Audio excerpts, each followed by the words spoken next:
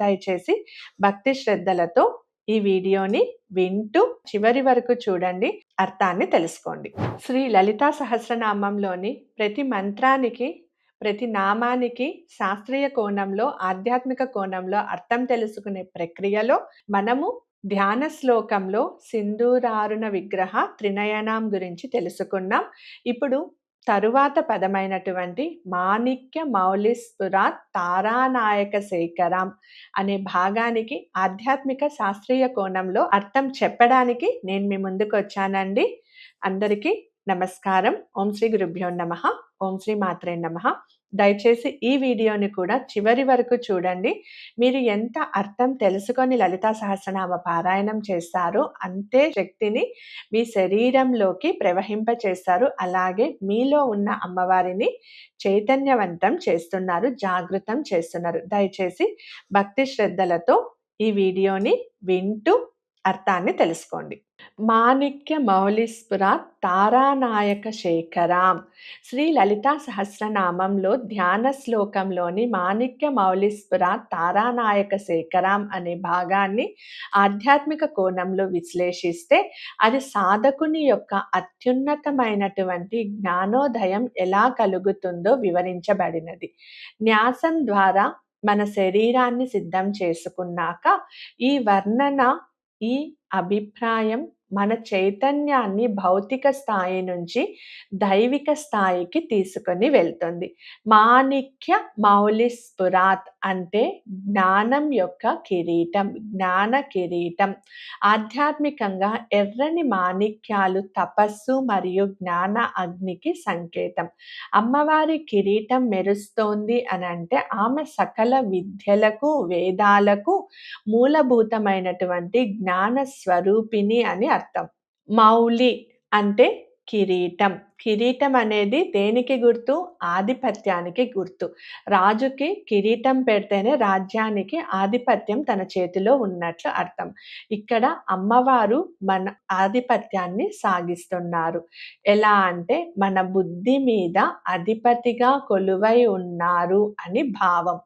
మనలోని ఆలోచనలు అజ్ఞానంలో పడిపోకుండా ఆ మాణిక్యాల యొక్క కాంతిలా స్వచ్ఛంగా ప్రకాశవంతంగా ఉండాలని ఈ ధ్యాన శ్లోకంలోని ఈ పదం యొక్క ఉద్దేశం. ఆధ్యాత్మిక శాస్త్రం ప్రకారం చంద్రమా మనసో జాతః, చంద్రుడు మనసుకు అధిపతి. అమ్మవారి తలపైన ఉన్న నెలవంక ఉండటం వెనుక 2 రహస్యాలు ఉన్నాయండి. అన్ని అమ్మవార్లకి ఉండదండి, కానీ లలితాదేవికి ఉంది. ఒకసారి తీక్షణంగా చూడండి. చంద్రుడు అమృతానికి గుర్తు. మనలోని కల్మషాలన్నిటినీ తొలగించి అమృతం వంటి దివ్యత్వాన్ని సిద్ధించాలి అని దీని అర్థం. శివుడు మరియు శక్తి ఇద్దరు చంద్రుణ్ణి తలపైన ధరిస్తారు. అంటే మన చంచలమైన మనస్సు ఎప్పుడూ దైవ చింతనలోనే లయమై ఉండాలి అని దీని యొక్క సూచన. ఎంత అద్భుతంగా ఉంది కదండి. మనం ఎప్పుడైనా ఆలోచించామా? తన హస్తాలలో ఉన్న ఆయుధాల గురించి ఆలోచించాము, నెలవంక గురించి ఎప్పుడూ ఆలోచించలేదు. నెలవంకను చూడగానే మంచిగా ఉన్న మనకిష్టమైన వాళ్ళ ముఖం చూడాలి, లేకపోతే చెడు జరుగుతుందంటారు. లేదండి, నెలవంక మనలో ఉన్న చంచలమైన దృష్టిని పక్కకు పెట్టి దైవ చింతనలోనే ఉండాలి అని మనల్ని ప్రేరేపిస్తుంది. అందుకే నెలవంకను చూడగానే భగవంతుని యొక్క మొహాన్ని చూడాలి అని అంటారు. ఆధ్యాత్మికంగా ఇది మన శరీరంలోని సహస్రార చక్రం, శిఖరం స్థితి సూచిస్తుంది. కుండలిని శక్తికి మూలాధారం ఎరుపు రంగు నుంచి ప్రయాణించి శిరస్సు పై భాగానికి సహస్రానికి చేరుకునేటప్పటికి అక్కడ సాధకునికి అద్భుతమైనటువంటి కాంతి దర్శనం ఇస్తుంది. ఆ కాంతియే మాణిక్య మౌలి. అక్కడ కలిగే శాంతి మరియు ఆనందమే చంద్రకళ. ఇక్కడ చూడండి, ఈ ఒక్క చిన్న పదంలో చక్రాలలో ఉన్న అన్ని రంగులను తీసుకొని వచ్చేశారు. మాణిక్యాల వలె స్పష్టమైనటువంటి ఆలోచనలు, చంద్రుని వలె ప్రశాంతమైన స్థితి కలుగుతుంది. ఇప్పుడు మాణిక్య మౌలిస్ఫురాత్ తారానాయక శేఖరం అనే పదాన్ని శాస్త్రీయ కోణంలో తెలుసుకున్నాం. మరియు సైన్స్ ప్రదేశం కదా! సైన్స్ పరంగా కూడా తెలుసుకోవాలి కదా!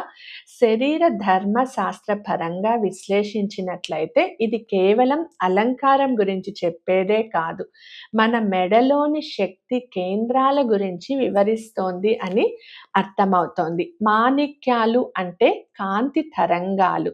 మాణిక్యం ఎరుపు రంగు కాంతిని పరివర్తనం చేస్తుంది. భౌతిక శాస్త్రం ప్రకారం ఎరుపు రంగు కాంతికి అత్యధిక తరంగ దైర్ఘ్యం ఉంటుంది. అంటే తరంగాల మధ్య దూరం ఉంటుంది. మౌలి అంటే కిరీటం. కిరీటం మన తలపైన భాగాన్ని కప్పి ఉంచుతుంది.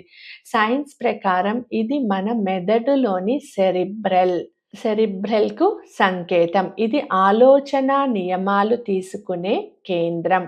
స్ఫురాత్ అంటే ప్రకాశం. మెదడులో బిలియన్ల కొద్దీ న్యూరాన్లు నిరంతరం విద్యుత్ సంకేతాలను పంపిస్తూ మెరుస్తూ ఉంటాయి. అమ్మవారి కిరీటం మెరవడం అంటే మన మెడలోని మేధస్సును సంపూర్ణంగా ప్రకాశింపచేయడం అని అర్థం. తారానాయక అంటే చంద్రుడు. జ్యోతిష శాస్త్రం మరియు శరీర ధర్మశాస్త్రం ప్రకారం చంద్రుడు మనసుకు అధిపతి. మెదడులోని లింబిక్ సిస్టమ్, ఎమోషనల్ బ్రెయిన్ అని అంటారు. ఇది మన భావోద్వేగాలను నియంత్రిస్తుంది. శేఖరం తలపైన ఉన్న చంద్రవంకలా ఉండడం, మనసును బుద్ధి లేక ఆత్మలో పెట్టి ఉంచడము.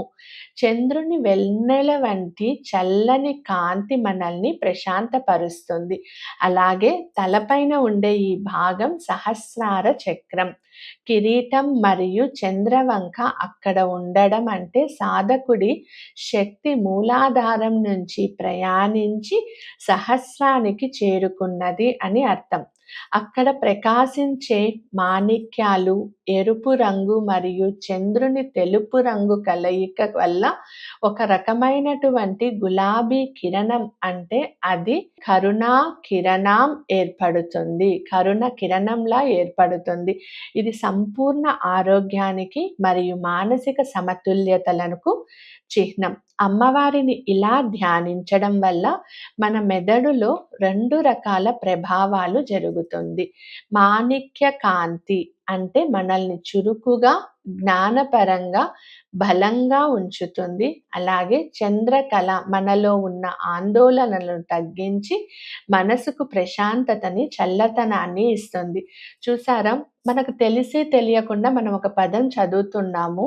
దానివల్ల మనము ఖచ్చితంగా మంచిని పొందుతున్నాం. కానీ ఆ పదం యొక్క అర్థాన్ని ఎప్పుడైతే తెలుసుకొని చదువుతామో అప్పుడు మరింత సంతోషంగా, ఆహ్లాదకరంగా అనిపిస్తుంది.